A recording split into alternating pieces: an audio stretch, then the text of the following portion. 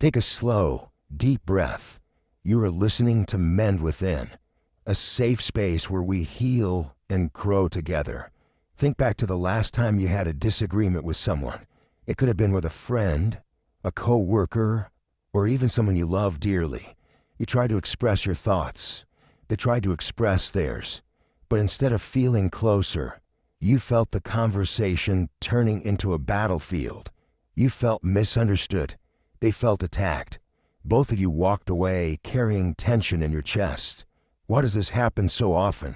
Why do we so easily get stuck in misunderstanding? Today, I want to introduce you to a principle that can completely change the way you approach every argument, every discussion, every debate. It's called the principle of charity. What is the principle of charity? The principle of charity is a mindset, a choice you make during communication. When someone gives you an argument or an idea, you try to interpret it in the strongest, most reasonable form, even stronger than the way they first said it. Instead of jumping to criticize, you pause. Instead of assuming the worst, you assume the best. Instead of attacking a weak version of their idea, you help build the strongest version and then respond to that. Imagine how many conflicts could melt away if we practice this. Imagine the trust and respect that would grow. Why do we fail to practice this? In heated conversations, our minds often create what philosophers call strawmen, a simplified, distorted version of the other person's argument, easier knocked down, but not what they truly meant.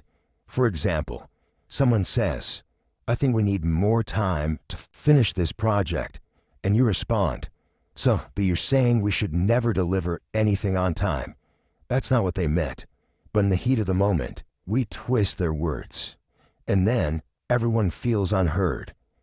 The principle of charity invites us to stop doing that, invites us to breathe, to slow down, and to say, "Let me restate what I think you mean. Tell me if I understood you correctly."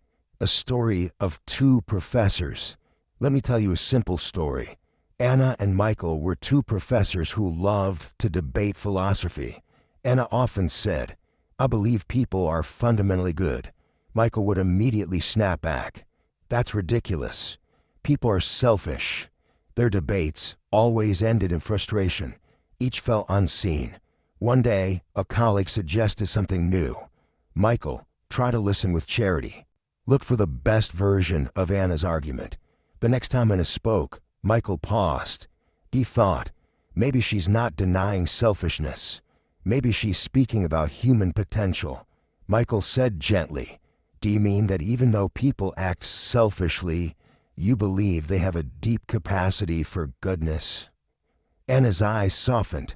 She smiled. "Yes, that's exactly what I mean." And for the first time, they truly understood each other. A moment of reflection. Close your eyes for a moment. Imagine you're in a quiet room. There's a candle glowing softly. You hold a warm cup of tea in your hands. No one is arguing. No one is rushing. You simply listen. Now picture someone you often disagree with. Imagine them sitting across from you in that calm room. Ask yourself, what might they really mean beneath their words? That is where the principle of charity begins. A small practice. Take out a journal. Write down a recent disagreement. Underneath it, answer these questions. What do they actually say? How could I interpret their words in the best possible way? If I restated their idea charitably, how would it sound? For example, they said, "You never listen to me." Charitable restatement. They're feeling unheard and they want to connect with me more deeply. Feel the difference? That shift is powerful. It turns conflict into compassion. By practicing the principle of charity, you're not just becoming a better debater. You're becoming a better listener, a better friend, a better human being. Now, although you understand the basic idea of the principle of charity, let's dive deeper. Let's explore how to apply it, step by step, in real conversations. Step 1. Slow down your reaction. In most debates, we respond too quickly. We hear a few words, and our mind races ahead. They're wrong. They don't understand. They're attacking me. Pause. Breathe. Before you respond, silently ask yourself, what is the strongest version of their idea? This pause is powerful. It gives you space to interpret with kindness instead of judgment. Step 2. Restate their point. After you pause, try to restate what they've said, not as a test, but as a gift. For example, they say, I think your plan will fail. You could react defensively, or you could try. It sounds like you're worried about risks in my plan. Did I understand that correctly? See the difference? Instead of creating a wall, you're building a bridge. Step 3. Ask clarifying questions. Charity doesn't mean agreeing blindly. It means you care enough to understand. Ask, when you say this, what do you mean exactly? Can you give me an example? How would you approach it differently? These questions open doors. They show the other person that you value their mind. A real-life example. Think of a team meeting at work. Your colleague says, we're wasting too much time on this project. Your first impulse might be anger. But with charity, you think, maybe they're frustrated about inefficiency. You ask, are you concerned we're not using our time wisely? They respond, yes, I feel we could delegate tasks better. Now you're having a conversation about solutions, not an argument about blame. Pause for practice. Close your eyes. Think of someone whose words often irritate you. Now imagine them saying those words. But this time, imagine you're listening with a calm heart. You breathe deeply and think. What's the best version of what they're trying to say? Feel the shift in your body. Your shoulders relax. Your mind opens. This is the power of the principle of charity in action. Step 4. Build on their idea. When you understand someone's strongest point, you can add to it instead of tearing it down. For example, they say, we need more time, instead of replying, that's wrong. You can say, you're right, more time might help. Let's figure out how to use that time effectively. This transforms a debate into collaboration. Shadow and light in debates. Remember, in every conversation there's light and shadow. The light is what's spoken clearly. The shadow is what's hidden, unspoken fears and hopes. When you practice charity, you gently bring light to that shadow. You help the other person feel safe enough to reveal their true meaning. Exercise. Rewrite an argument. In your journal, choose a past argument. Write it down as a dialogue. Then rewrite their statements in a more charitable way. Notice how the tone of the conversation changes. You may discover that they were never your enemy. They just felt unseen.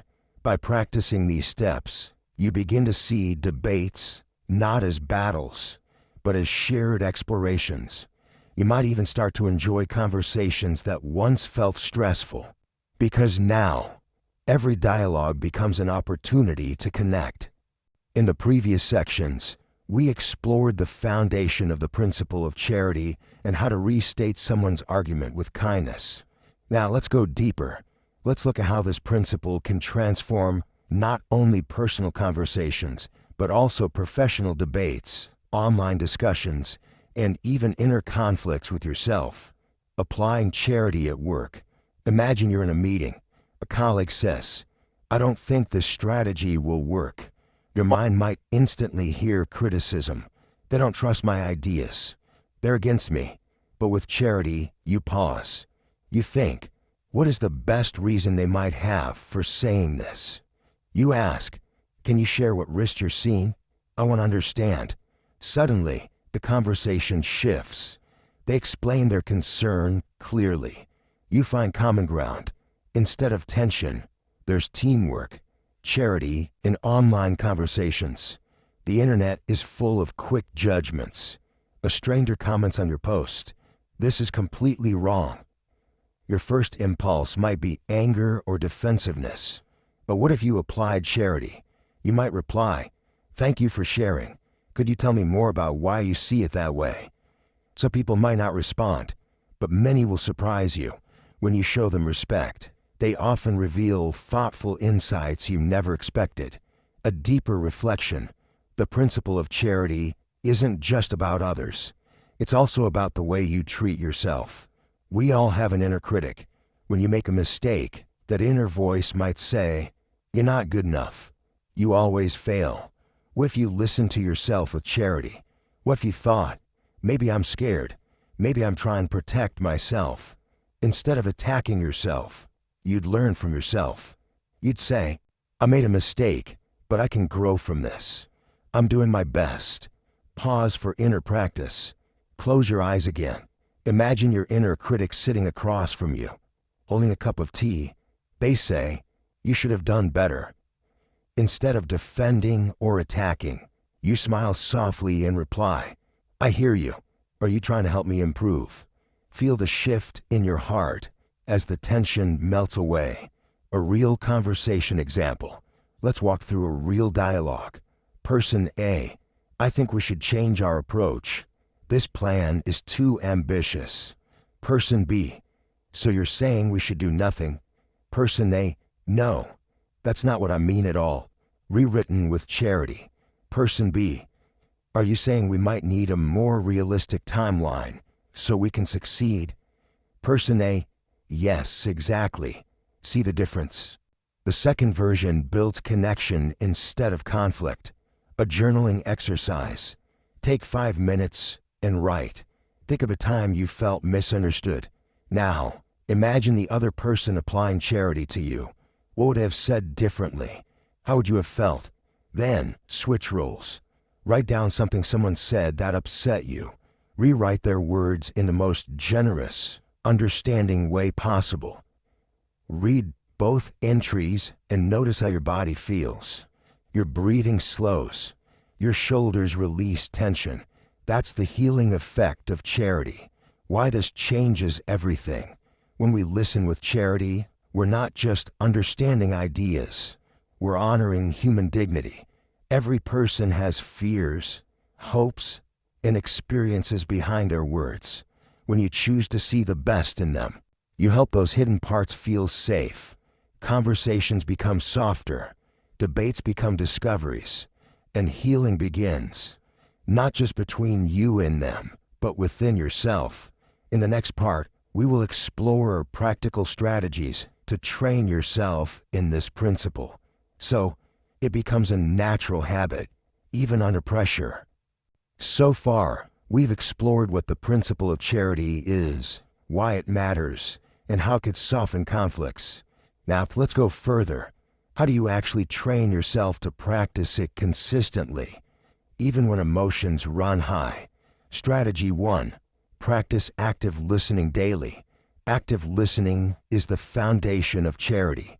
It means you're not just hearing words, you're seeking meaning. Here's how.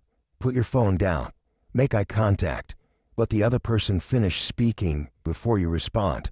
Nod or use small words like, "I see," or go on to show you're engaged. Every day, choose one conversation to practice this. You'll be surprised how much people open up when they feel truly heard. Strategy 2. Reframe before responding. Before you reply in a discussion, silently reframe their point. What's the strongest way I could express what they just said? Say it out loud if you can. So, if I understand you correctly, you're saying, this simple habit rewires your brain. It shifts you from reacting to reflecting. Strategy 3. Identify your triggers. We all have topics or phrases that instantly trigger defensiveness. Maybe it's when someone says, "You're wrong," or "That's a bad idea." Write them down. Next time you hear them, pause. Ask yourself, what might they mean beyond these words? How can I interpret this charitably? It's not easy at first, but over time, these pauses become second nature. Strategy 4. Use neutral language. Charity also lives in your tone. Instead of saying, "That makes no sense," try, "Help me understand your reasoning." Instead of, "You're completely wrong," try, "I see it differently. May I share my view?" Neutral language lowers defenses. It invites dialogue instead of conflict. Strategy 5. Build mental habits. Think of charity as a muscle. The more you use it, the stronger it becomes.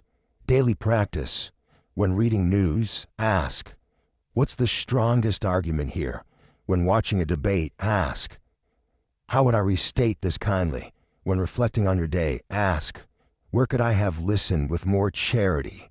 These small exercises create a new default setting in your mind, a transformation story. I once coached a manager named Sarah. She often felt attacked in meetings. Whenever someone questioned her decisions, she would snap back defensively. We practiced charity together.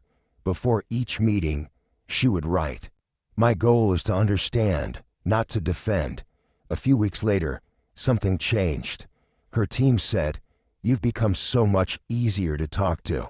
She smiled and said, I've been practicing listening with charity. Her meetings went from tense to collaborative. Her relationships with her team grew deeper. Pause and visualize. Close your eyes for a moment. Picture yourself in your next challenging conversation. Imagine yourself pausing before reply. Imagine your words coming out calm, curious, and kind. Feel the energy in the room soften. This is the principle of charity at work. Exercise. Plan your next conversation. In your journal, write, who do I need to listen to more charitably? What might they say that would normally upset me? How can I reframe those words with kindness? Then, before that conversation happens, review your notes.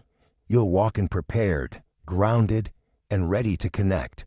When you train yourself in these strategies, you begin to see arguments differently. They're no longer threats. They're opportunities. Opportunities to understand, to grow, and to build bridges where walls once stood. We've explored strategies and practical exercises to develop the principle of charity. Now, let's go deeper into why this principle is not just useful, but transformative. It's not only about debates, it's about healing relationships and even healing ourselves. Charity heals wounds. Arguments often leave emotional scars. Sometimes we say things we regret. Sometimes we hear words that stay with us for years.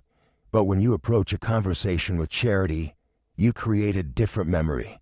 Instead of harsh words, you create moments of understanding.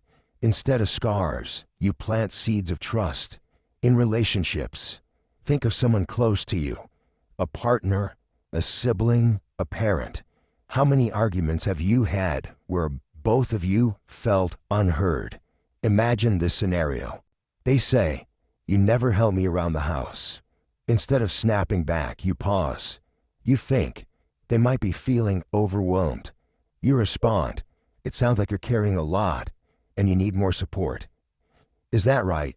Watch their face soften. Watch the tension melt away. This is charity in action. It turns conflict into connection. In friendships, friendships sometimes fade because of misunderstandings. But what if, instead of assuming the worst, you assume the best? Your friend says, you've been distant lately. Instead of defending yourself, you say, I hear that you've been missing our connection. Let's talk about it. Suddenly, instead of drifting apart, you're building a bridge back to each other. In communities, the principle of charity can even heal larger groups. Online forums, classrooms, workplaces, places where differences often spark division. When even one person starts listening charitably, others follow. It creates a ripple effect. Less hostility, more curiosity, more learning. Charity is contagious. Charity toward yourself. Let's turn inward for a moment. We've talked about charity toward others, but what about you? Your inner voice might say, you're not good enough. Pause. Ask yourself, what's the charitable interpretation of this voice?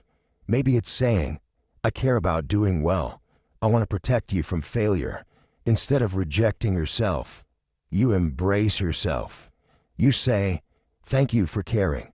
Let's try again gently. Exercise. rewriting your inner dialogue. In your journal, write down a self-critical thought, then rewrite it with charity. Example, original, I failed that project. I am useless. Charitable rewrite, I didn't meet my goal this time, but I'm learning and growing. Read the rewritten version out loud.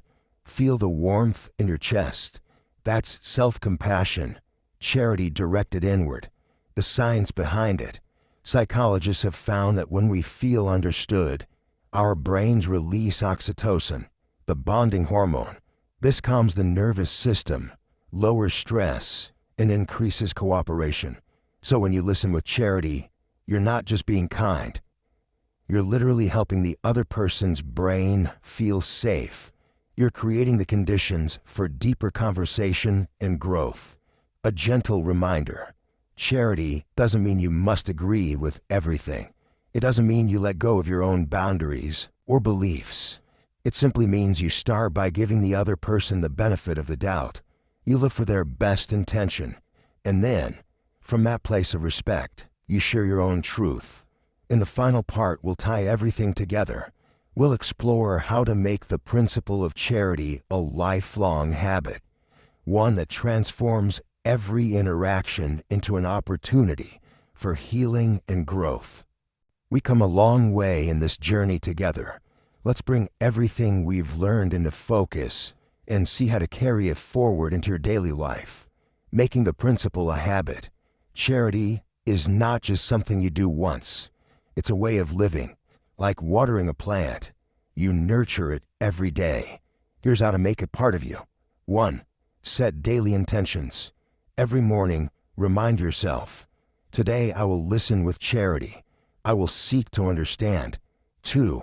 Reflect each night. Before bed, ask, did I give someone the benefit of the doubt today?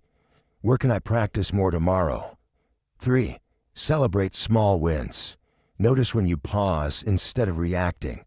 Celebrate when a conversation feels lighter because you chose kindness. Teach it to others. One of the most powerful ways to deepen a skill is to share it.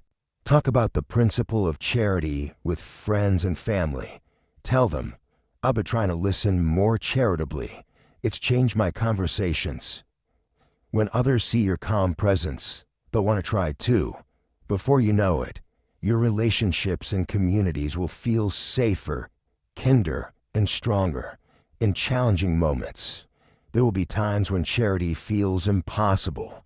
When someone shouts, insults, or dismisses you, your body will tense up. You might want to fight back. That's human. In those moments, breathe deeply and ask, what pain might they be carrying? What fear might be hiding behind their anger? You don't have to excuse bad behavior, but seeing their humanity protects your own peace. A guided visualization. Close your eyes for a moment. Imagine yourself walking through a garden at dawn. The air is fresh. The earth smells alive. You see young plants growing, reaching toward the light. Each plant represents a conversation in your life. Some are flourishing, others are fragile. As you walk, you pour water gently on each one. Your charity, your patience, your willingness to understand. Feel the garden grow brighter and stronger with every step you take. A final exercise. In your journal, write, who in your life needs you to listen with more charity? What is one thing you can say to them this week to show understanding? Then, write a letter to yourself. I am learning to listen with kindness. I am learning to see the best in others. I am creating peace wherever I go. Read this letter whenever you need strength. The ripple effect. When you practice the principle of charity, you don't just change your own life. You inspire others to do the same. You create ripples of understanding that reach far beyond what you can see. Imagine a world where more people paused before responding. A world where we assumed the best in each other. A world where debates were not about winning, but about learning. That world begins with you, with every kind word, with every charitable thought. Thank you for joining me in this journey. May the principle of charity guide your words, your thoughts, and your heart. And may every conversation you have from now on be a step toward healing, connection, and growth.